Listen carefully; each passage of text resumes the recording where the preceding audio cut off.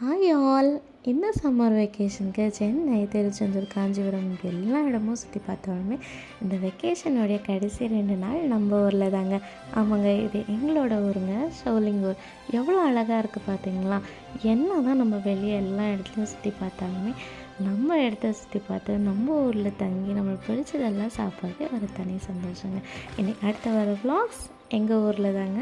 இந்த வீடியோ உங்களுக்கு பிடிச்சிருந்தா லைக் பண்ணுங்கள். இனி அடுத்து வர வீடியோஸ்க்கு கண்டிப்பாக வெயிட் பண்ணுங்கள். Bye all.